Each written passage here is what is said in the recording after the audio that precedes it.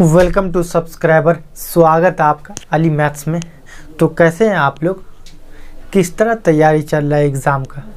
उम्मीद करता हूं कि आप लोग बहुत अच्छे से तैयारी कर रहे होंगे। अगर आप लोग तैयारी एग्ज़ाम का दिल से कर रहे हैं तो कमेंट में यस करिए, और अगर कोई बच्चे लोग तैयारी नहीं कर रहे हैं तो भाई क्यों नहीं कर रहे हैं, अब नहीं तो कब तैयारी करेगा। बस आपके हाथ में 60 दिन रह गया। फरवरी में आपका एग्ज़ाम 10वां का होगा ही होगा, तो अब नहीं तो कभी नहीं। लग जाइए पूरे जोश के साथ।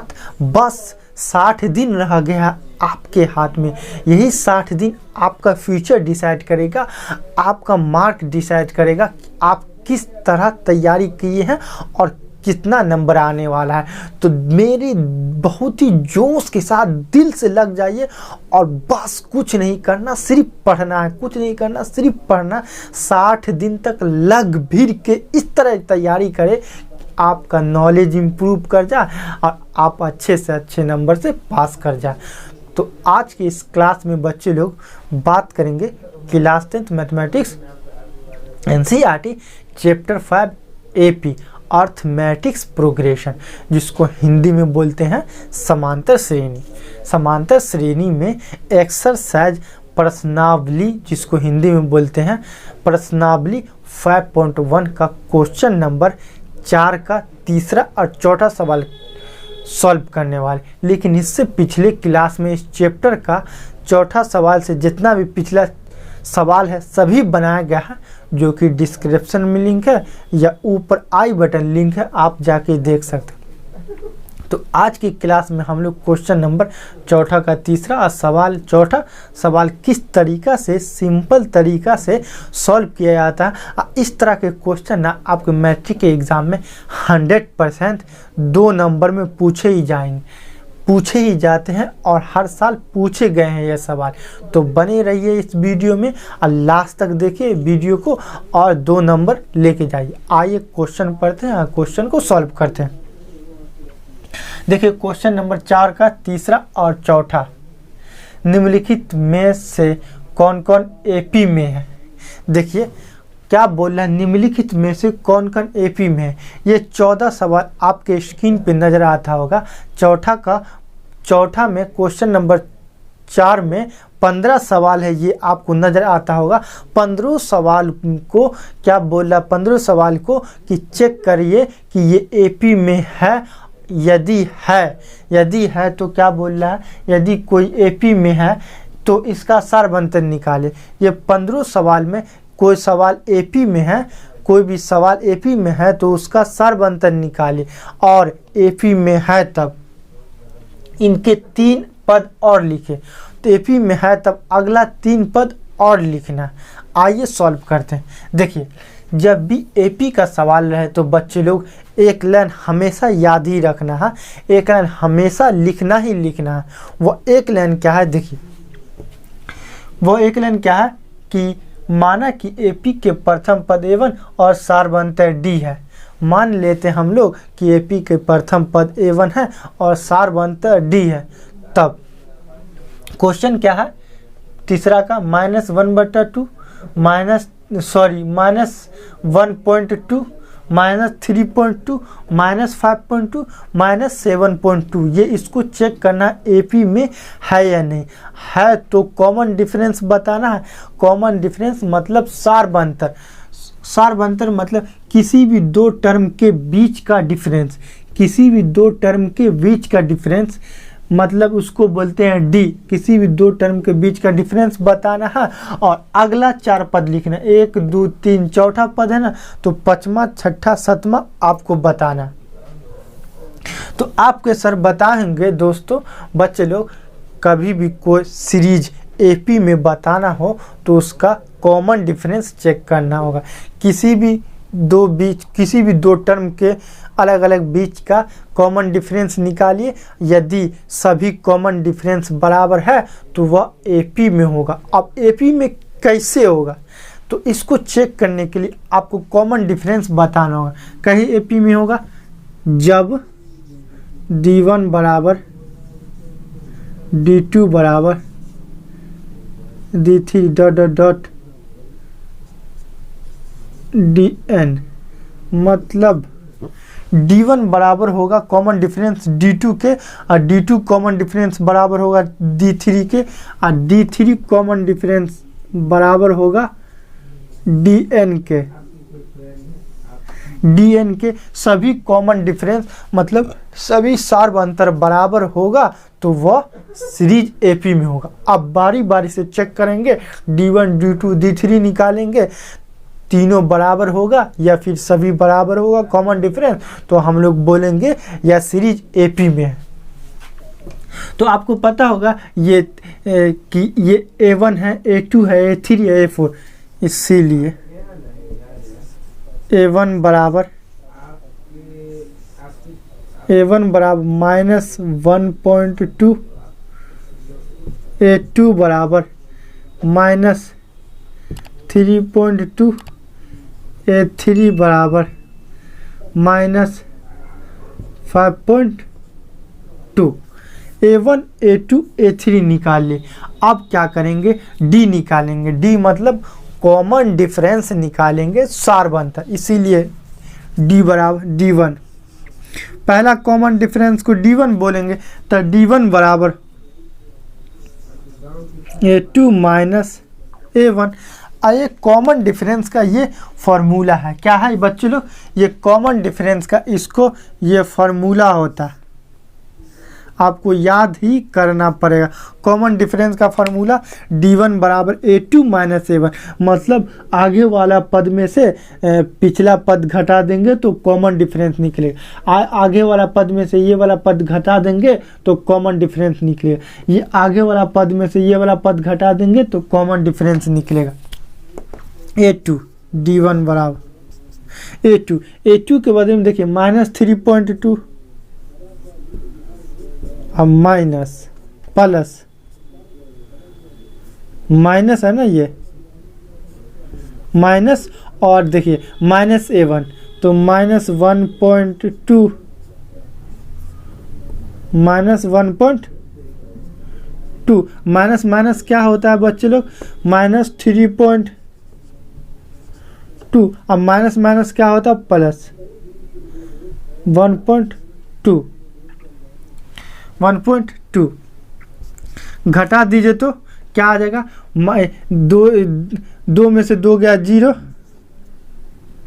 3 में से 1 गया 2, -2 क्या आया, D का मान D1 का मान -2.0 -2.0।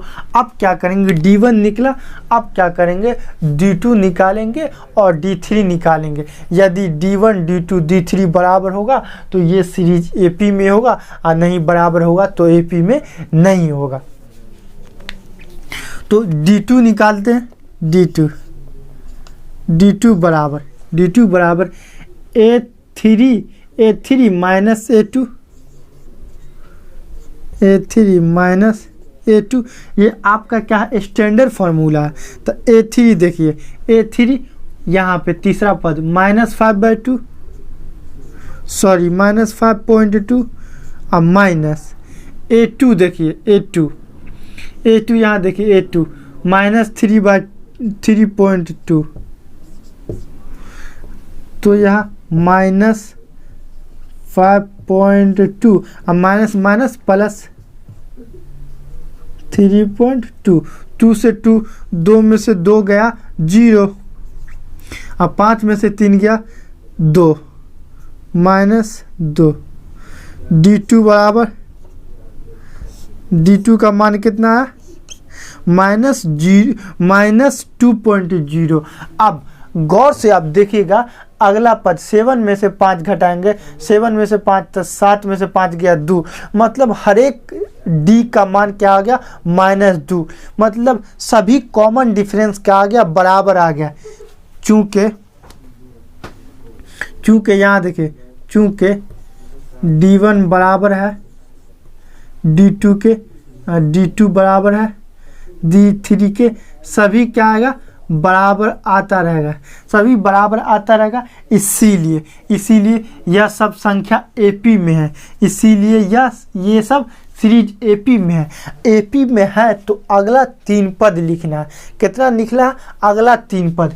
तो A4 तो पता है, तो A5 निकालेंगे। A5 क्या निकालेंगे? A5। तो इसीलिए A5 क्या आएगा? देखिए 7.2 में 2 जोड़ देना है, क्योंकि कॉमन डिफरेंस आपका क्या है? -2। तो अगला 7 में 2 जोड़ेंगे तो -9.2। अब अगला A6 निकालेंगे। 9 में 2 जोड़ेंगे। क्यों अब जोड़ेंगे? क्यों 2 जोड़ेंगे? क्योंकि आपका कॉमन डिफरेंस सार्वंतर -2 आ गया, इसलिए 9 2 11 -11.2। अब A7 आ गया, तो A7 11 और 2 -13.2। अगला 3 पद क्या है? ये अगला 3 पद, यही आपका क्या है? आंसर है। ये सब सीरीज एपी में है, अगला 3 पद ये हो गया, यही आपका आंसर हो गया। अब क्वेश्चन नंबर 4 सॉल्व करेंगे। सेम यही सवाल है, क्वेश्चन नंबर 4 कि बोल रहा है कि ये सीरीज एपी में है, यदि एपी में है तो सार्वंतर लिखे और अगला 3 पद लिखना है। क्या लिखना है? अगला 3 पद। तो आइए चेक करते हैं कि एपी में है या नहीं। तो एपी में है या नहीं, इसको चेक करने के लिए आपको कॉमन डिफरेंस का पता लगाना होगा। कॉमन डिफरेंस मतलब सार्वंतर जिसको डिनोट करते हैं डी से। तो डी इसको चेक करेंगे, यदि आपका D1 बराबर होगा D2 के, D2 बराबर होगा D3 के, D3 बराबर होगा D4 के, मतलब D1 बराबर D2 बराबर D3 मतलब सभी टर्म का बीच का अंतर बराबर होगा। बीच के अंतर को बोलते हैं सार्वंतर। बराबर होगा तो हम लोग बोलेंगे कि यह जो सीरीज एपी में है। अगर बराबर नहीं हुआ तो हम लोग बोलेंगे यह सीरीज एपी में नहीं। आइए चेक करते हैं कि बराबर है या नहीं। A1 -10, A2 -6, A3 -2 और A4 2। देखिए A1 -10, A2 -6, A3 -2 और A4 2। अब बारी बारी से D1, D2, D3 निकालेंगे और चेक करेंगे कि बराबर है या नहीं। इसीलिए D1 बराबर A2 -A1। ये आपका क्या है? ये आपका स्टैंडर्ड फार्मूला है कॉमन डिफरेंस का। ये स्टैंडर्ड फार्मूला आप लोगों को याद ही होना चाहिए। ये 100% याद होना चाहिए। अगर याद नहीं है तो आप याद कर सकते हैं। देखिए A2 का मान देखिए कितना। A2 का मान -6, A2 का मान -6 और माइनस A1 का मान देखिए -10, तो -6 और माइनस क्या हो जाएगा?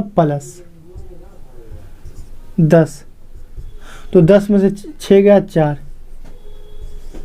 D1 का मान कितना आया? 4। D1 का मान आया 4। अब D2 का मान निकालेंगे, इसीलिए D2 बराबर A3 -A2,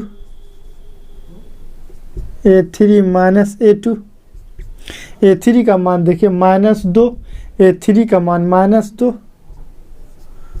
और माइनस A2 का मान देखिए -6,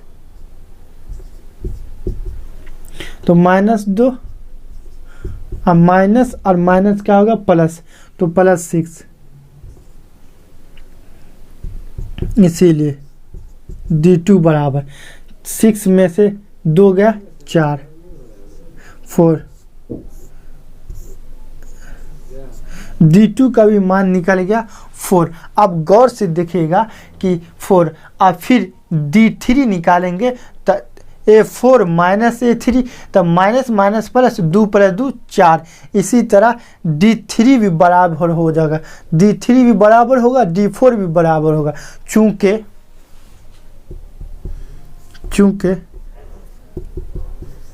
D1 बराबर D2 बराबर D3 dot dot dot DN बराबर है, इसीलिए यह सब सीरीज AP में है, यह सीरीज AP में है। इसीलिए -10 -6 और -2 और 2 AP में है, AP में है। तो अगला 3 पद लिखा है, 3 पद और लिखे, तो 3 पद और लिखना है। तो A1 A2 A3 A4 है, तो A5 लिखना है, 6 लिखना है, 7 लिखना है। इसीलिए A5 बराबर पांचवा पद।